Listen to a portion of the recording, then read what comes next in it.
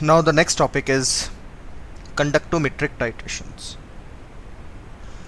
Conductometric titration आपके JEE के syllabus में है बेटा, एनसीईआरटी वगैरह में तो नहीं दिया हुआ, but it is in the JEE syllabus part. तो कंडक्टोमेट्रिक टाइट्रेशंस करते हैं हम। सबसे पहले क्या है कंडक्टोमेट्रिक टाइट्रेशंस, कंपटीशन में पूछा ही जाता है, नीट हो या जेई। देखो, कंडक्टोमेट्रिक टाइट्रेशंस का मतलब है, टाइट्रेशन हम जानते हैं कि टाइट्रेशन में ब्यूरेट यूज़ करते हैं और एक कोनिकल फ्लास्क होता है जिसमें हम एसिड बेस्ड टाइट्रेशंस करते हैं। तो कंडक्टोमेट्रिक टाइट्रेशंस बेसिकली या मेन जो फॉर्म है वो है एसिड बेस्ड टाइट्रेशन। मेन देखो, अगर हमारे पास एसिड बेस्ड टाइट्रेशन है तो एसिड बेस्ड टाइट्रेशन में हम एसिड को बेस से टाइट्रेट करते हैं और कुछ इंडिकेटर डालते हैं। ठीक है, इंडिकेटर डालकर जब इंडिकेटर का कलर चेंज हो जाता है तो हमें पता चल जाता है कि मिली इक्विवेलेंट कंप्लीट हो गया या टाइट्रेशन पूरी हो गई। यहाँ हम किसी भी इंडिकेटर का यूज़ नहीं करते, हम कंडक्टेंस ऑफ आयंस के बेसिस पर, कंडक्टेंस ऑफ आयंस के बेसिस पर फाइंड आउट करेंगे एंड पॉइंट को, इसीलिए इसको बोलते हैं कंडक्टोमेट्रिक टाइट्रेशन। तो कंडक्टोमेट्रिक टाइट्रेशन का मतलब हुआ on the basis of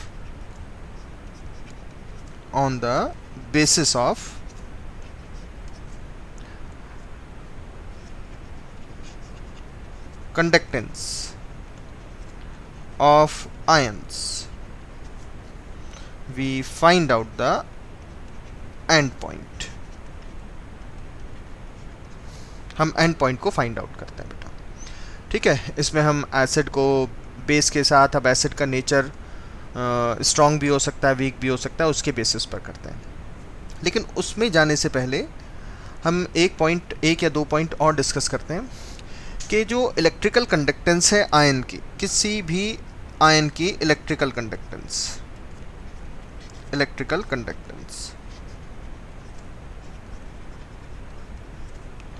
of any ion,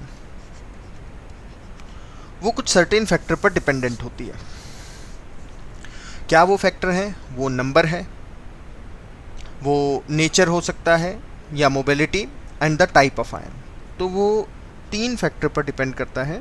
सबसे पहला तो है नंबर ऑफ आयंस, जितने ज़्यादा आयंस होंगे सॉल्यूशन में उतनी ज़्यादा इलेक्ट्रिकल कंडक्टेंस होगी। सेकंड आता है हमारे पास मोबिलिटी। मान लो किसी आयन की मोबिलिटी बहुत फास्ट है तो उससे ज़्यादा इलेक्ट्रिकल कंडक्टेंस होगी, और किसी आयन की मोबिलिटी कम है तो उससे इलेक्ट्रिकल कंडक्टेंस कम होगी। और जो तीसरा पॉइंट है जिससे हम फाइंड करते हैं वो है टाइप ऑफ आयन।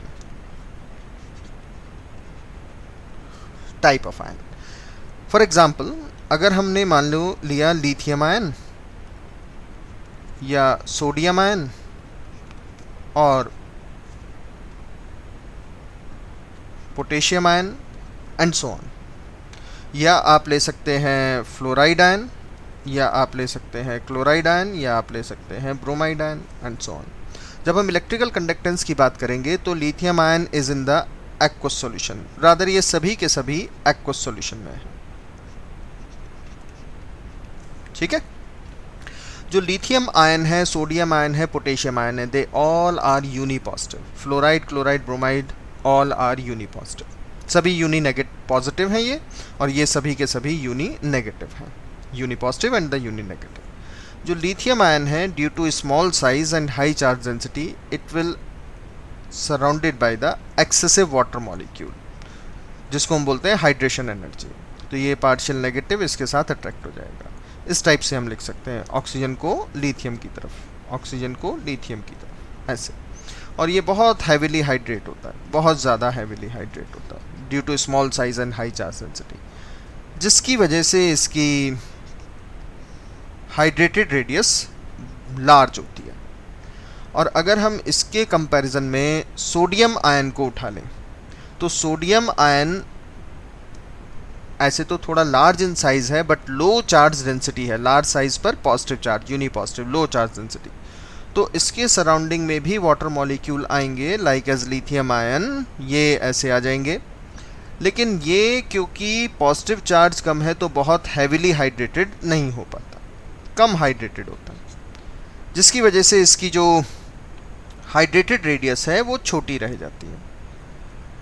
तो this is what about the mobility और द टाइप ऑफ आयन। अब ये सोडियम आयन कम हाइड्रेटेड है, इसके चारों तरफ कम वाटर मॉलिक्यूल है, तो जब ये ट्रेवल करेगा, मूव करेगा इलेक्ट्रिकल कंडक्टेंस में, तो जो वाटर मॉलिक्यूल है वो कम हाइड्रेटेड, सोडियम आयन कम हाइड्रेटेड हो पाएगा। और अगर ये कम हाइड्रेटेड होगा बेटा तो इसका साइज स्मॉल होगा, यानी हम लिखें कि सोडियम आयन एक्वस और लिथियम आयन एक्वस में जो रेडियस होगी वो इसकी लार्ज होगी और इसकी स्मॉल होगी, ऐसे होगा बेटा, ठीक है। और छोटा आयन होने की वजह से ये इसकी मोबिलिटी ज़्यादा है, सोडियम आयन की और लिथियम आयन की कम है। इसी तरीके से पोटेशियम आयन और कम हाइड्रेटेड होगा तो उसकी हाइड्रेटेड रेडियस और छोटी हो जाएगी, राइट। तो that is what the mobility and type of ion. Similarly अगर हम फ्लोराइड को देखें तो ये फ्लोराइड भी स्मॉल इन साइज है और हाई चार्ज डेंसिटी होने की वजह से it will be surrounded by the water molecule, ये पार्शियल पॉजिटिव और OH ऐसे। और क्योंकि ये साइज़ में छोटा है, चार्ज डेंसिटी ज़्यादा है, तो ज़्यादा से ज़्यादा वाटर मॉलिक्यूल को अट्रैक्ट करता जाएगा और ज़्यादा वाटर मॉलिक्यूल को अट्रैक्ट करेगा और ज़्यादा वाटर मॉलिक्यूल को अट्रैक्ट करेगा। तो इसकी जो हाइड्रेटेड रेडियस बनेगी that will be largest among the halogen. अगर हम यहाँ क्लोराइड ले लें तो क्लोराइड आयन हमारे पास लो चार्ज डेंसिटी पर है, क्योंकि क्लोराइड का साइज़ लार्ज है, चार्ज डेंसिटी कम होगी। और अगर इसकी चार्ज डेंसिटी कम हो जाएगी तो it will be surrounded by the water molecule, लेकिन सराउंड कम होगा, कम से कम होगा, partial positive and partial negative. तो इस तरीके से इसकी हाइड्रेटेड रेडियस छोटी बनेगी और ब्रोमाइड की और छोटी हो जाएगी और आयोडाइड की सबसे छोटी हो जाएगी। और हाइड्रेटेड रेडियस, क्योंकि जब ये मूव करेंगे आयंस, तो ऐसा नहीं कि आयन आयन मूव कर रहे हैं, अपने साथ वाटर मॉलिक्यूल, जो अट्रैक्शन में वाटर मॉलिक्यूल है, इन सबको लेकर चलते हैं। तो हम सभी जानते हैं जितना ज़्यादा साइज़ होगा उतनी ज़्यादा रेजिस्टेंस मिलेगी, मोबिलिटी उतनी कम हो जाएगी, राइट। तो एक तो था हमारे पास types and the mobility of ion. अब हम बात करते हैं H+ ion aqueous. H+ ion aqueous मतलब ये जो H+ आयन है ये वाटर के पार्शियल पॉजिटिव H+ आयन जैसा ही है। ये H आयन किसी भी स्ट्रॉन्ग या वीक एसिड से आ सकता है, जैसे HCl, H2SO4, acetic acid, nitric acid, किसी से भी। एक्चुअल में जो H आयन है एक्वस सॉल्यूशन में डायरेक्ट मूव नहीं करता, ये पोटेंशियल के अकॉर्डिंग मूव नहीं करता, ये करता है जंप। मतलब एक वाटर मॉलिक्यूल से निकलकर ये दूसरे वाटर मॉलिक्यूल में जाता है और यही H आयन दूसरे से निकलकर तीसरे में जाता है। मतलब ये अपने साथ वाटर मॉलिक्यूल को लेकर नहीं चलता, ये जंप करता हुआ चलता है। और वाटर के इस मूवमेंट को, इस जंप को हम बोलते हैं ग्रोथस कंडक्टेंस।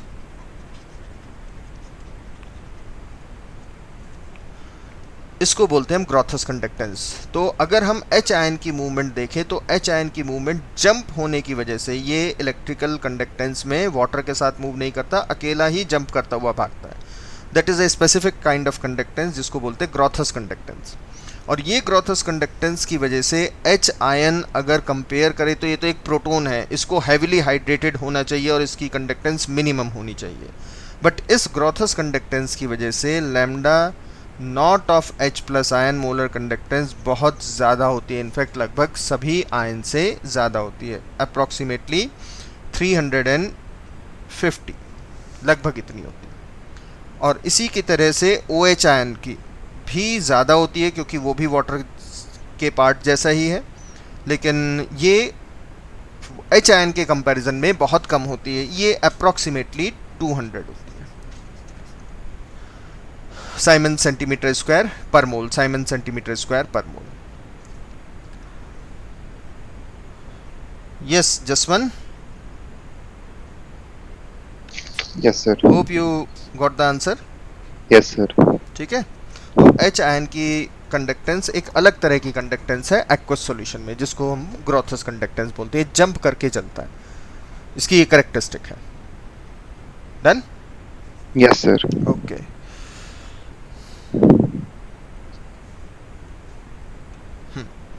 तो अब हम टाइट्रेशन की बात करेंगे बेटा। क्या है टाइट्रेशन, कैसे होती है टाइट्रेशन, कैसे एसिड बेस टाइट्रेशन है हमारे पास, क्या होगा क्या नहीं होगा अगर एक स्ट्रॉन्ग एसिड स्ट्रॉन्ग बेस को टाइट्रेट करें एंड ऑल दैट।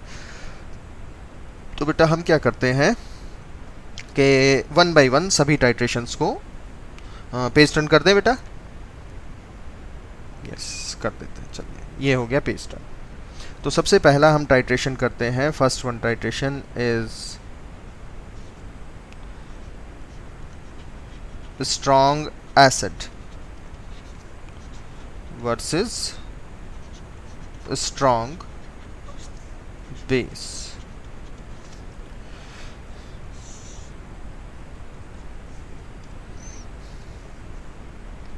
जैसे हम टाइट्रेशन के लिए एक कोनिकल फ्लास्क ले लेते हैं ऐसे, ये हमारे पास हो गया कोनिकल फ्लास्क, ठीक है बेटा। और इस कोनिकल फ्लास्क में हमने एक एसिड यूज कर लिया, कोई भी एसिड यूज कर लें, कोई भी एसिड हमने यहाँ यूज कर लिया। जैसे हमने मान लो यूज किया है यहाँ HCl स्ट्रॉन्ग एसिड, और हम बाहर से strong base like as NaOH add करते जा रहे हैं। Strong base like as NaH drop by drop add करते जाएंगे इसमें, तो टाइट्रेशन होता रहेगा। अब कंडक्टेंस के बेसिस पर हमें एंड पॉइंट निकालना है, क्या होगा एंड पॉइंट। तो देखो बेटा यहाँ हमारे पास HCl एक स्ट्रॉन्ग एसिड है, तो it will be always available in the form of H+ and Cl negative in the solution. और H आयन की कंडक्टेंस बहुत ज़्यादा होती है, अभी हमने डिस्कस कर लिया। क्लोराइड आयन की भी कंडक्टेंस है लेकिन H की बहुत ज़्यादा है। इसके अंदर आप बाहर से drop by drop NaOH add कर रहे हैं, यानी Na+ और OH नेगेटिव, ये भी स्ट्रॉन्ग बेस है तो ये भी डिसोसिएटेड फॉर्म में होगा, राइट। और प्रोडक्ट बनते जाएंगे Na+ Cl नेगेटिव, क्योंकि एक्वस सॉल्यूशन है तो यही बनेगा। NaCl तो हम नहीं लिख सकते क्योंकि आयनिक फॉर्म में है सॉल्ट, तो डिसोसिएटेड फॉर्म में होगा, प्लस में H2O। अब देखते हैं बेटा इसमें क्या हो रहा है। जो भी आयनिक कंडक्टेंस थी हमारे पास इस सॉल्यूशन की इनिशियली टाइम 0 पर, वो तो थी H आयन और Cl आयन की वजह से। जैसे ही हम एक ड्रॉप NaOH का ऐड करेंगे तो NaOH का ड्रॉप ऐड करते ही HCl का न्यूट्रलाइजेशन होगा। अब HCl में एक्चुअल में न्यूट्रलाइजेशन H आयन का हो रहा है बेटा। Cl negative ion before the reaction, after the reaction, दोनों जगह सेम है, देखो before the reaction and after the reaction, तो इसकी कंडक्टेंस तो वैसे की वैसी ही बनी रहेगी। तो एज सच इस सॉल्यूशन में हमारे पास फास्ट मूविंग H आयन को रिप्लेस कर दिया स्लो मूविंग सोडियम आयन में। तो फास्ट मूविंग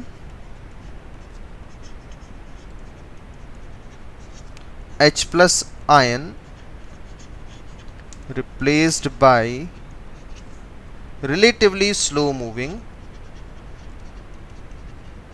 Na+ आयन। तो नेचुरली इस सॉल्यूशन की कंडक्टेंस धीरे धीरे कम होती चली जाएगी, और जब ये HCl पूरा यूज हो जाएगा, पूरा का पूरा HCl यूज्ड अप हो गया, ये फिर एक और एक्स्ट्रा ड्रॉप अगर NaOH की आती है तो it will furnish the Na+ ion and the OH ion, दो आयन जम आएंगे इस बार सॉल्यूशन में एक्स्ट्रा ड्रॉप के। और जैसे ही Na+ और OH नेगेटिव आएंगे तो पहले हो रहा था एक H आयन Na आयन से रिप्लेस हो रहा था, दैट्स इट। Cl नेगेटिव वैसे का वैसा ही था। अब OH आयन के न्यूट्रलाइजेशन के लिए H आयन खत्म हो गए, OH आयन के न्यूट्रलाइजेशन के लिए H आयन खत्म हो गए, मतलब इस OH आयन से भी कंडक्टेंस आएगी और सोडियम आयन तो अपनी कंडक्टेंस देगा ही देगा। तो अब कंडक्टेंस धीरे धीरे बढ़ने लगेगी। तो जब कंडक्टेंस मिनिमम वैल्यू पर पहुंच जाए, नॉमिनल वैल्यू पर पहुंच जाए, तब हम कहेंगे कि इक्विवेलेंस पॉइंट आ गया है। मतलब अगर हम ग्राफ की फॉर्म में इसको लिखें और यहाँ हम कंडक्टेंस लिख देते हैं, और यहाँ वॉल्यूम ऑफ एल्कली एडेड। तो हमें जो ग्राफ मिलेगा बेटा वो ग्राफ कुछ ऐसा मिलता है हमें। ये कंडक्टेंस मैक्सिमम थी जो धीरे धीरे धीरे धीरे कम होती चली जाएगी, ऐसे डिक्रीज होती चली जाएगी, राइट। और एक पॉइंट पर आकर वो कंडक्टेंस फिर से बढ़ने लगती है इस टाइप से।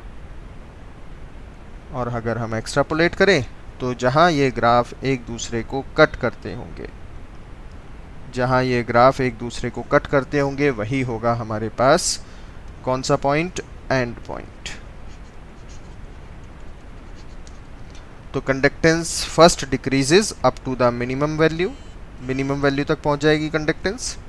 मिनिमम वैल्यू इसलिए क्योंकि एच आयन फास्ट मूविंग की जगह स्लो मूविंग सोडियम आयन आ रहे हैं, तो कंडक्टेंस कम होती जाएगी। और जब ये एच आयन बिल्कुल ख़त्म हो जाएंगे तो NaOH की एक्स्ट्रा ड्रॉप नए आयन सोडियम और OH आयन दो जनरेट कर देगा, जिससे कंडक्टेंस धीरे धीरे बढ़ने लगेगी जैसे जैसे आप एल्कली ऐड करते जाएंगे। तो जिस पॉइंट से बढ़ना शुरू होगी वही होगा हमारा end point. You all are unmuted, is that clear बेटा? Yes, sir. Okay,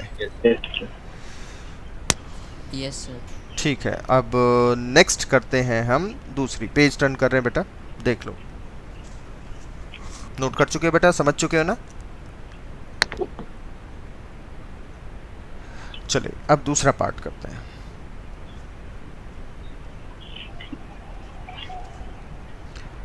weak acid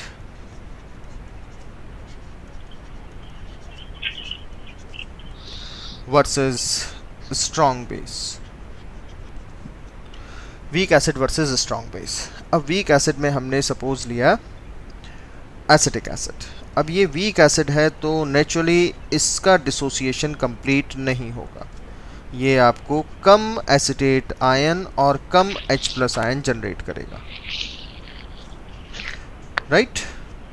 और आपने drop by drop strong base like as NaOH add करना शुरू किया। जो हम ब्रैकेट में लिखते जा रहे हैं वो हमारे पास ब्यूरेट वाला है जिसको ड्रॉप बाय ड्रॉप कर रहे हैं, ये एसिड हो गया। तो इनिशियली तो हमारे पास नंबर ऑफ आयंस कम थे, और जिस सॉल्यूशन में आयंस कम होंगे उसकी कंडक्टेंस कम ही होगी बेटा। और प्रोडक्ट जो बना वो बना sodium acetate, that is CH3COO negative Na positive plus Na positive. ये सॉल्ट बना, सॉल्ट है स्ट्रॉन्ग इलेक्ट्रोलाइट प्लस H2O। अब देखो रिएक्शन में क्या परफॉर्म हो रहा है। रिएक्शन में ये कम आयंस थे, ये H आयन फास्ट मूविंग ज़रूर है लेकिन इनका नंबर कम है, and this is going to replace by slow moving sodium ion. But the sodium ion आ रहा है आपको सोडियम एसिटेट से, जो सॉल्ट है, स्ट्रॉन्ग इलेक्ट्रोलाइट है, जिसका डिसोसिएशन ज़्यादा होगा, डिसोसिएशन ज़्यादा होगा। तो दो चीज़ें यहाँ काउंटर बैलेंस हो रही हैं।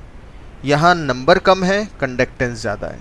यहाँ नंबर ज़्यादा हो जाएगा लेकिन कंडक्टेंस थोड़ी कम रहेगी। और ये जितने भी एसिटेट आयन और H+ आयन बनेंगे न्यूट्रलाइज होकर आगे चलते रहेंगे। तो एज सच ये दो पॉइंट एक दूसरे को काउंटर बैलेंस करना शुरू करते हैं। कौन से दो पॉइंट? रिपीट कर देता हूँ, number of H+ ion less with more conductance, इसीलिए इफेक्टिव कंडक्टेंस कम हो गई। सर सोडियम, हाँ जी सर OH आयन भी तो ज़्यादा हो गए फिर। OH आयन कहाँ से ज़्यादा हो जाएंगे बेटा? OH आयन तो ड्रॉप बाय ड्रॉप डाल रहे हो, ये OH आयन H+ आयन से कंबाइन होते जाएंगे। जितने OH आयन डालोगे सब कंबाइन होकर वाटर में चले जाएंगे, और वाटर की कोई खास कंडक्टेंस होती नहीं, नॉट कंसिडरेबल। ओके सर, ठीक है। यस। तो एज सच हम कह सकते हैं कि H आयन जिसकी कंडक्टेंस ज़्यादा है नंबर कम है, सोडियम आयन जिसके नंबर ज़्यादा है कंडक्टेंस कम है, एक दूसरे को ऑलमोस्ट काउंटर बैलेंस करने लगते हैं। और अब अगर हम ग्राफ प्लॉट करें तो हमें जो ग्राफ मिलता है कंडक्टेंस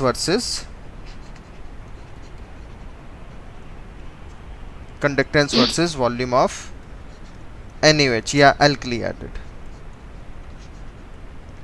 वो ग्राफ हमें कुछ ऐसा मिलता है बेटा। First of all conductance is almost remain same with a slight increase, बहुत थोड़ा सा इंक्रीज है, ऑलमोस्ट कांस्टेंट होता है। लेकिन जैसे ही ये पूरा यूज़ हो जाएगा बेटा, पूरा यूज़ हो गया, तो एक्स्ट्रा ड्रॉप ऑफ NaOH अब आपको नया Na आयन भी दे देगा सॉल्यूशन में और हाइड्रोक्सिल आयन भी देगा सॉल्यूशन में, क्योंकि हाइड्रोक्सिल आयन के न्यूट्रलाइजेशन के लिए H आयन अवेलेबल नहीं है। तो कंडक्टेंस इसी पॉइंट से शार्पली इंक्रीज होना शुरू हो जाएगी ऐसे, और जिस पॉइंट से शार्पली इंक्रीज होगी that point is represented as the end point. इस पॉइंट को हम बोलेंगे एंड पॉइंट।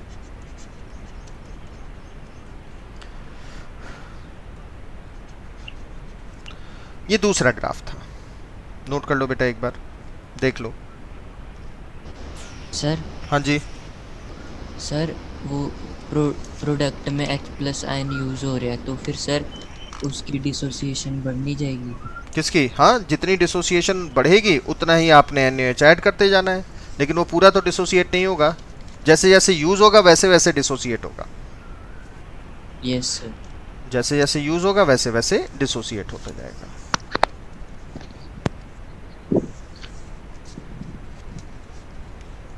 ठीक है जी। Now come to the third one. चलिए अब हम थर्ड की बात करते हैं। थर्ड में हम लेंगे मिक्सचर। मिक्सचर किसका? Mixture of weak acid plus strong acid versus strong base. Mixture of weak acid plus strong acid versus strong base. देखो, अगर हमारे पास मान लें एसिटिक एसिड है जो कि एक वीक एसिड की कैटेगरी में आता है, CH3COOH, इसका डिसोसिएशन पहले से ही कम होगा क्योंकि वीक एसिड है। CH3COO negative, CH3COO negative plus H positive. आपने एक strong acid like as HCl भी लिया, तो ये आपको Cl नेगेटिव और H पॉजिटिव प्रोवाइड करेगा। अब यहाँ ध्यान से देखो तो ये हो गए कॉमन आयन। कॉमन आयन होने की वजह से जो फर्स्ट रिएक्शन है, कॉमन आयन होने की वजह से जो फर्स्ट रिएक्शन है वो बैकवर्ड डायरेक्शन में मूव कर जाएगी बेटा। ये बैकवर्ड डायरेक्शन में मूव कर जाएगी ऐसे। इसका मतलब ये वाले जो H आयन है जो आपको एसिटिक एसिड से मिले थे वो बहुत कम होंगे, नॉमिनल होंगे, ऑलमोस्ट नेग्लिजिबल। और इसको हम टाइट्रेट कर रहे हैं किसी strong base like as NaOH से। NaOH से टाइट्रेट करते जा रहे हैं बेटा। समझ आ रहा है इतना पॉइंट? ओके, तो अब ध्यान से देखो बेटा, हमारे पास जब NaOH इसके अंदर ऐड करेंगे, NaOH ऐड करेंगे, तो Na+ और OH नेगेटिव हम ड्रॉप बाय ड्रॉप ऐड कर रहे हैं। तो सबसे पहले न्यूट्रलाइजेशन तो होगा इसका HCl का, और HCl का न्यूट्रलाइजेशन की वजह से fast moving H+ ion will be replaced by slow moving sodium ion. तो नेचुरली कंडक्टेंस धीरे धीरे कम होती चली जाएगी, जैसा हमारा पहले ग्राफ में था। मेरी बात समझ आ रही है बेटा? पहले HCl न्यूट्रलाइज होगा क्योंकि इसके H आयन नॉमिनल हैं, जो भी H आयन है मेन HCl से। तो OH ion will neutralize the H+ ion, और प्रोडक्ट में अगर हम देखें तो इनिशियल फेज में हमें वही मिलेगा Na+ and the Cl negative along with the water. तो इस पूरी रिएक्शन में H ion will be replaced by the sodium ion. तो कंडक्टेंस धीरे धीरे कम होती चली जाएगी, और एक टाइम ऐसा आएगा कि जब NaOH कंप्लीट HCl को न्यूट्रलाइज कर देगा, पूरा HCl न्यूट्रलाइज हो गया जी। ओके, अब जब HCl पूरा न्यूट्रलाइज हो गया तो कॉमन आयन इफेक्ट लगना बंद हो जाएगा, और कॉमन आयन इफेक्ट लगना बंद होगा तो जो एसिटिक एसिड ऑलमोस्ट अनडिसोसिएटेड था वो थोड़ा सा डिसोसिएट हो जाएगा। वीक इलेक्ट्रोलाइट है इसीलिए हमने वर्ड यूज़ किया, थोड़ा सा डिसोसिएट हो जाएगा, लेकिन अभी पूरा न्यूट्रलाइजेशन नहीं हुआ। अब NaOH इसके साथ मिलना शुरू होगा, और इस बार भी प्रीवियस ग्राफ की तरह, प्रीवियस सेकंड ग्राफ की तरह हम OH आयन और H प्लस आयन को न्यूट्रलाइज करते जाएंगे और हम यहाँ सॉल्ट बना लेंगे बेटा। अगर हमारे पास यहाँ सॉल्ट की फॉर्मेशन हो गई तो ये हो गया CH3COO negative plus Na positive. फिर वही same story, fast moving less number, slow moving more number, both compensate each other. अब तीसरे स्टेप पर आते हैं। ये पहला स्टेप था जब HCl न्यूट्रलाइज हुआ, ये न्यूट्रलाइज हुआ। दूसरे स्टेप में हमने एसिटिक एसिड को भी न्यूट्रलाइज कर दिया इसको। अब अगर ये भी ख़त्म हो जाए बेटा तो NaOH की एक्स्ट्रा ड्रॉप अब आपको दो नए आयन देगा, एक सोडियम आयन और एक फास्ट मूविंग OH आयन। और फास्ट मूविंग OH आयन और Na प्लस एक्स्ट्रा आयन आने की वजह से अब कंडक्टेंस इंक्रीज करती चली जाएगी। तो यहाँ आपको दो न्यूट्रलाइजेशन पॉइंट मिलेंगे। एक न्यूट्रलाइजेशन पहला पॉइंट होगा HCl का और दूसरा न्यूट्रलाइजेशन पॉइंट होगा एसिटिक एसिड का बेटा। और ये दो ग्राफ आपको collective form of first and second के मिलेंगे, फर्स्ट और सेकंड के कलेक्टिव फॉर्म ऑफ ग्राफ मिलेंगे बेटा। तो हम ग्राफ प्लॉट कर देते हैं।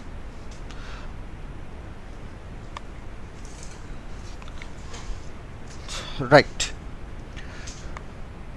देखो बेटा ग्राफ में, ग्राफ हम यहां बना लेते हैं ऐसे,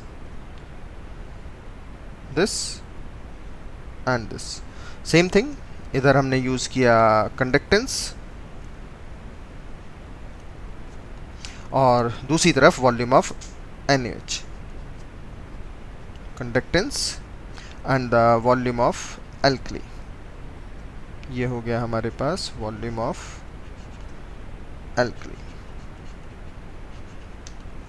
तो इस बार ग्राफ आपको कैसा मिलना चाहिए? देखिए बेटा, सबसे पहले हमारे पास बहुत ज़्यादा कंडक्टेंस थी due to the Cl negative and fast moving H plus ion, और H plus ion are replaced by fast moving H plus ion are replaced by slow moving sodium ion. तो कंडक्टेंस फर्स्ट डिक्रीज करती चली जाएगी ऐसे।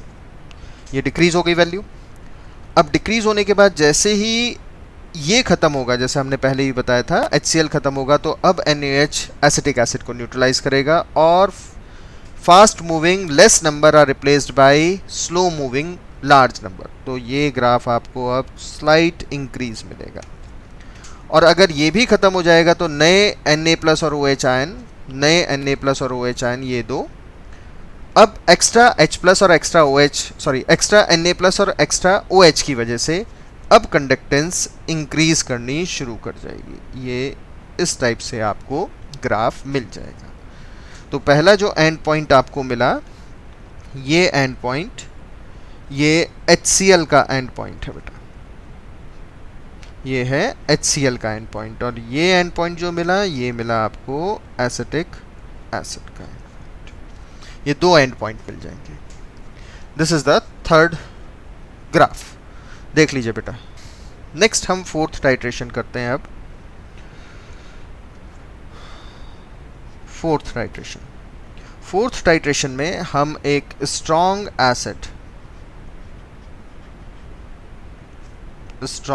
Acid versus weak base को करेंगे।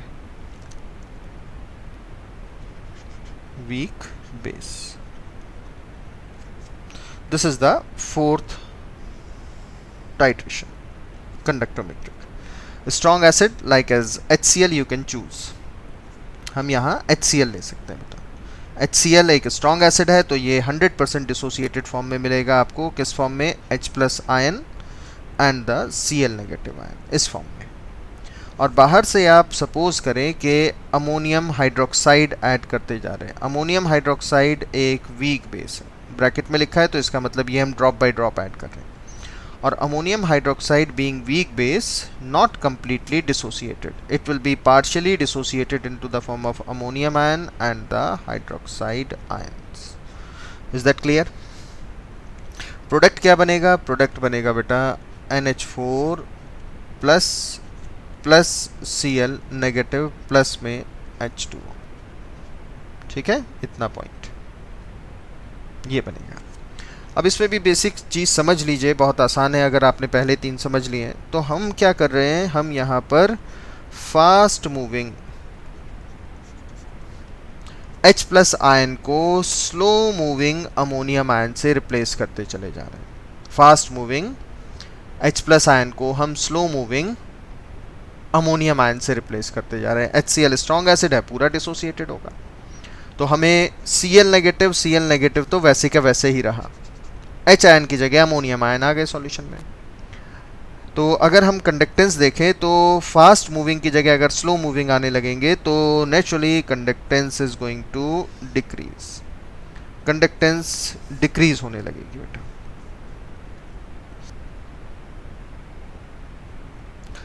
तो अब अगर हम ग्राफ प्लॉट करते हैं कंडक्टेंस,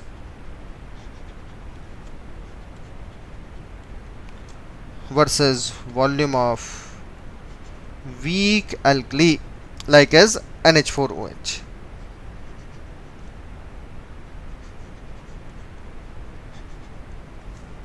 तो हमें जो ग्राफ मिलेगा वो ग्राफ कुछ ऐसा होगा, conductance is going to decrease, ऐसे डिक्रीज होती चली जाएगी, राइट। अब जब ये पूरा न्यूट्रलाइजेशन हो जाएगा बेटा, कंप्लीट न्यूट्रलाइजेशन, HCl हो गया ख़त्म, तो आपने एक एक्स्ट्रा ड्रॉप NH4OH का डाल दिया।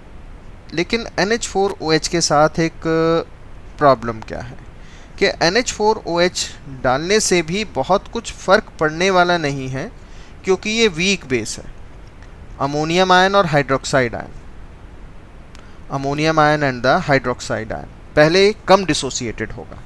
प्रीवियस जितने भी केस थे हमने स्ट्रॉन्ग बेस लिया था जिससे बहुत OH आयन मिल रहे थे, लेकिन अब कम मिलेंगे। एक और पॉइंट भी है कि जो अमोनियम क्लोराइड ऑलरेडी सॉल्यूशन में पड़ा हुआ है, ये जो बनता चला जा रहा है, ये एक सॉल्ट है, स्ट्रॉन्ग एल्कली है, स्ट्रॉन्ग इलेक्ट्रोलाइट है, एल्कली नहीं इलेक्ट्रोलाइट। तो ammonium chloride is a strong electrolyte जो अमोनियम आयन और क्लोराइड आयन में टूट जाएगा। और अगर ये अमोनियम और क्लोराइड आयन में टूट गया तो अब अमोनियम आयन और क्लोराइड आयन में टूट गया तो अब आपको कॉमन आयन इन दो के बीच में मिलेगा, ये दो कॉमन आयन हो गए, और ये रिएक्शन जो ऊपर वाली रिएक्शन है ये और बैकवर्ड चली जाएगी ऐसे। तो पहले कहने का मतलब ये कि पहले ही आपके पास ये कम मिल रहे थे और कॉमन आयन की वजह से और कम मिले, मतलब अमोनियम आयन और हाइड्रोक्साइड आयन बहुत ज़्यादा नहीं मिलेंगे, तो conductance is going to constant almost with a slight very slight increase, और ऑलमोस्ट कांस्टेंट ऐसे मिलते हैं। और ये पॉइंट हो जाता है हमारे पास फिर से and point. Is there any doubt to anyone? You all are unmuted. किसी को कोई डाउट है बेटा? सर हाँ जी, सर हाँ हाँ बोलो। सर ये लास्ट वाला वाला केस एक पॉइंट और बार बता दो। कौन से वाला केस? सर, ये- लास्ट वाला। फिर ये वाला strong acid weak base. Okay जी, ठीक है।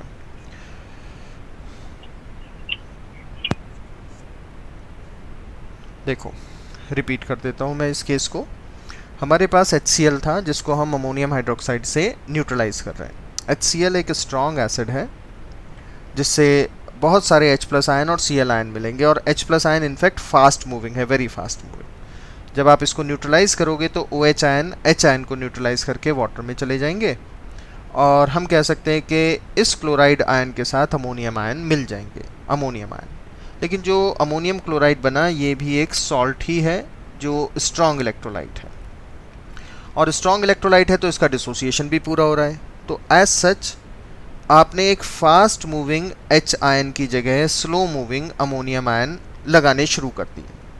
अब भाई फास्ट की जगह स्लो लगाएंगे तो कंडक्टेंस क्या होगी? डिक्रीज होती जाएगी, तो कंडक्टेंस घटती चली जा रही है, घटती चली जा रही है, यहाँ तक पहुँच गई कंडक्टेंस। अब जब एक बार कंडक्टेंस अपनी मिनिमम वैल्यू पर पहुंच जाएगी, आपने अब एक्स्ट्रा ड्रॉप और डाला। एक्स्ट्रा ड्रॉप से मतलब जब टाइट्रेशन पूरी हो गई, हमें कैसे पता चलेगा? हमें तो कंडक्टेंस के डाटा से पता चलेगा। आपने एक्स्ट्रा ड्रॉप ऐड की तो एक्स्ट्रा ड्रॉप से अब आपको एक्स्ट्रा OH आयन मिलेंगे। पहले तो OH आयन H आयन से रिप्लेस हो न्यूट्रलाइज होकर वाटर बना रहे थे, लेकिन ये एक्स्ट्रा OH आयन मिलेंगे और अमोनियम आयन भी मिलेगा नया। तो हमारे हिसाब से कंडक्टेंस बढ़नी चाहिए, लेकिन दो फैक्टर हैं। पहली बात तो ये एक वीक इलेक्ट्रोलाइट है जिससे इनका नंबर होगा कम, लेस नंबर, और अगर इनका नंबर कम होगा अमोनियम और हाइड्रोक्साइड आयन का, तो नंबर ऑफ आयन पर कंडक्टेंस डिपेंड करती है। आयंस का नंबर कम तो कंडक्टेंस भी कम ही रहेगी। दूसरा एक और पॉइंट है कि ऑलरेडी सॉल्यूशन में अमोनियम क्लोराइड बन रहा था, वो पड़ा हुआ है, और वो अगर पड़ा हुआ है सॉल्यूशन में तो उससे कॉमन आयन इफेक्ट पड़ता रहेगा। कॉमन आयन इफेक्ट पड़ता रहेगा तो ये डिसोसिएशन और कम होगा, रिएक्शन और बैकवर्ड होगी।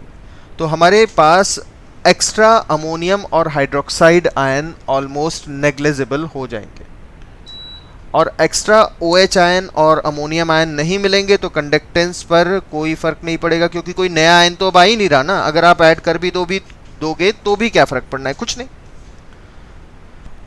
अब अगर हम किसी वीक एसिड को टाइट्रेट करें किसी स्ट्रॉन्ग वीक बेस से ही कर लेते हैं, चलिए strong acid versus weak acid versus weak base. तो अब हम टाइट्रेशन करेंगे वीक एसिड की किसके साथ, वीक बेस के साथ। तो आपको ग्राफ कैसा मिलना चाहिए, जैसे सपोज आप टाइट्रेट कर रहे हैं किसी एसिटिक एसिड को जो वीकली डिसोसिएटेड है,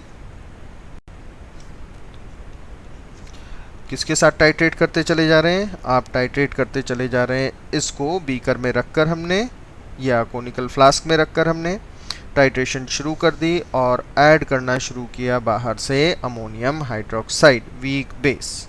तो बाहर से हम मान लेते हैं कि ऐड कर रहे हैं यहाँ पर NH4OH, और NH4OH itself is a weak base, NH4 plus OH negative plus OH negative, ये हमने ब्रैकेट में लिख दिया, मतलब ये हम ड्रॉप बाय ड्रॉप ऐड करते जा रहे हैं। तो व्हाट डू यू सी, कैसे आप देखते हैं कि कंडक्टेंस कैसी होनी चाहिए एंड पॉइंट के बाद। पहले कंडक्टेंस बढ़ेगी, पहले कंडक्टेंस कम होगी, पहले कंडक्टेंस कांस्टेंट रहेगी, क्या आपको लगता है क्या होना चाहिए।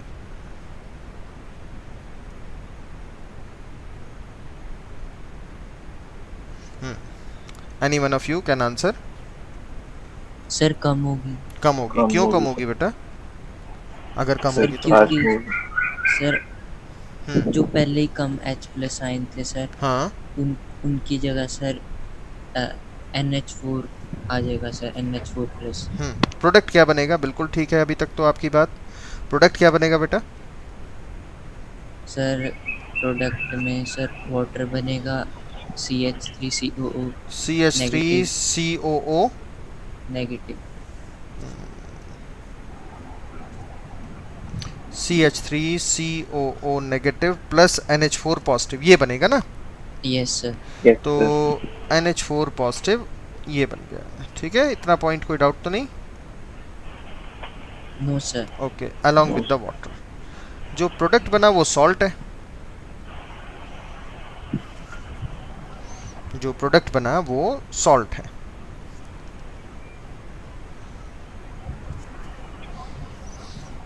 जो स्ट्रॉन्ग इलेक्ट्रोलाइट है। Yes. तो कैसा आना चाहिए बेटा ग्राफ।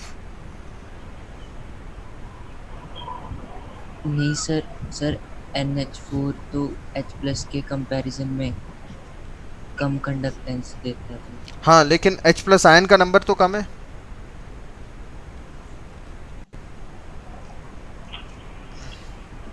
है ना। H+ आयन का नंबर कम क्यों, क्योंकि वो वीक इलेक्ट्रोलाइट है। और अमोनियम आयन कंडक्टेंस ज़रूर कम देता है, बट स्ट्रॉन्ग इलेक्ट्रोलाइट है तो कंडक्टेंस ज़्यादा होगी। तो ग्राफ इसका हमें कैसा मिलता है, देखो बेटा, हमें कंडक्टेंस और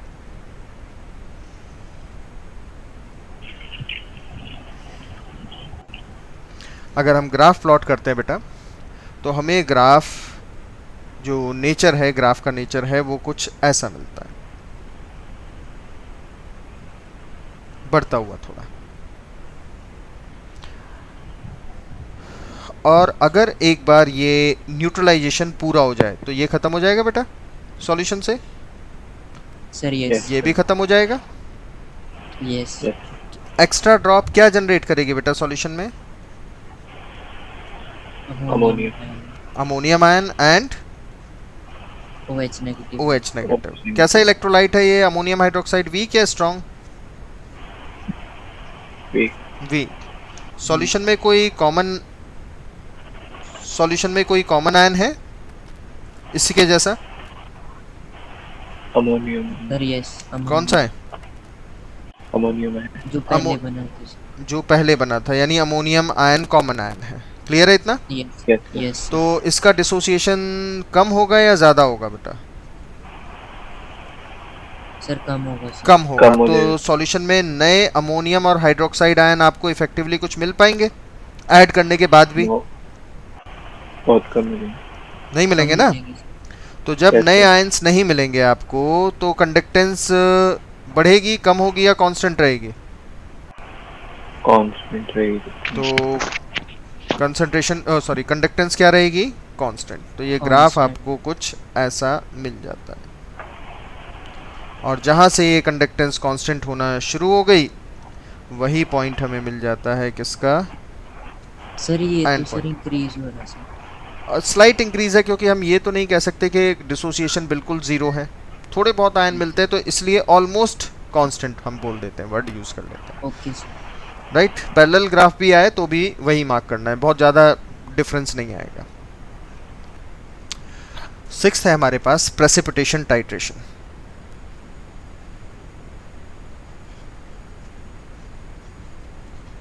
प्रेसिपिटेशन टाइट्रेशन क्या है बेटा? प्रेसिपिटेशन टाइट्रेशन देखो,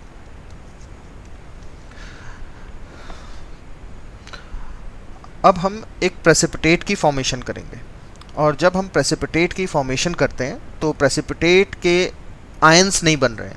भाई प्रेसिपिटेट कहने का मतलब ये है कि उसके आयन की फॉर्मेशन नहीं हो रही, और जिसके आयन की फॉर्मेशन ही नहीं है उसकी कंडक्टेंस नहीं होगी। तो फॉर एग्जांपल अगर हम यूज़ करें बेटा, जैसे हमने यहाँ यूज़ किया कि मान लो हमने AgNO3 सिल्वर नाइट्रेट, AgNO3 के एक्वस सॉल्यूशन को टाइट्रेट करना शुरू कर दिया KCl के एक्वस सॉल्यूशन से, तो क्या होगा? तो AgNO3 का एक्वस सॉल्यूशन कोनिकल फ्लास्क में, मतलब ये हमारे पास एक सॉल्ट है जो Ag प्लस NO3 नेगेटिव में आपको मिलेगा, और यहाँ जो कंडक्टेंस होगी वो सिल्वर आयन की वजह से होगी और नाइट्रेट आयन की वजह से होगी एक्वस सॉल्यूशन में। और KCl ऐड करने का मतलब है कि आप K प्लस और Cl नेगेटिव ऐड करते चले जा रहे हो। ठीक है इतना पॉइंट? ये भी एक्वस सॉल्यूशन में है, तो ये तो ड्रॉप बाय ड्रॉप ऐड करना है KCl। प्रोडक्ट क्या बनेगा? प्रोडक्ट बनेगा KNO3, K plus plus NO3 negative, ये बनेगा बेटा। और साथ में क्या बनेगा? और साथ में AgCl का वाइट PPT आ जाएगा।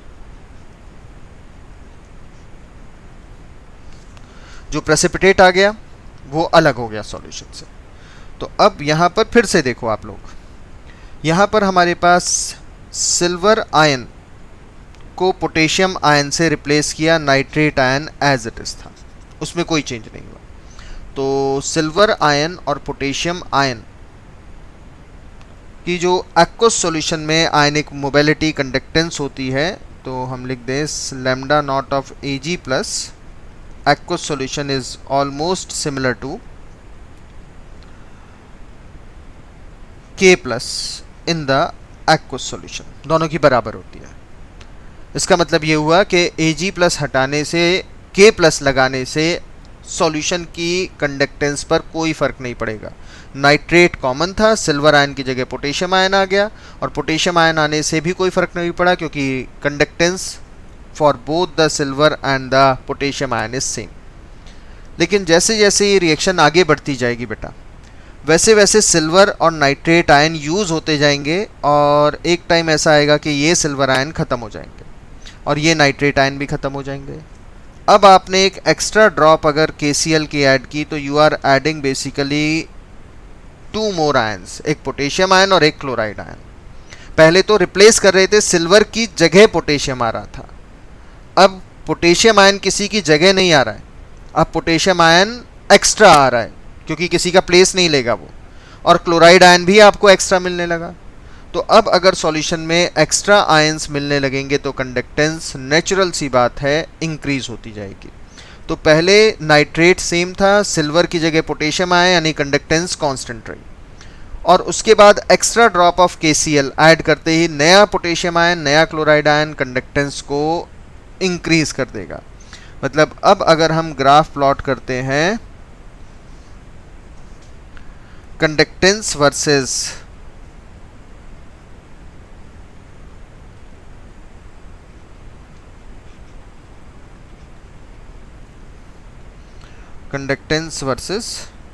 यहाँ पर वॉल्यूम ऑफ KCl,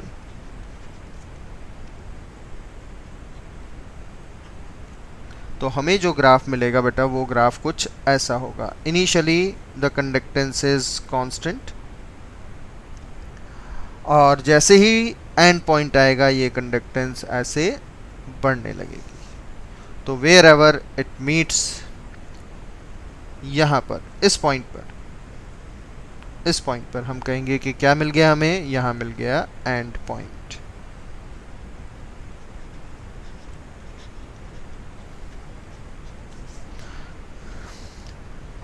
ये थी हमारे पास कंडक्टोमेट्रिक टाइट्रेशंस, देख लीजिए बेटा। सर हाँ जी, सर हमें कैसे पता कि ये स्ट्रेट लाइन है? हमने मेजरमेंट की ना बेटा, हम तो मेजरमेंट करके रिजल्ट आपसे एनालाइज करवाते हैं। Okay sir.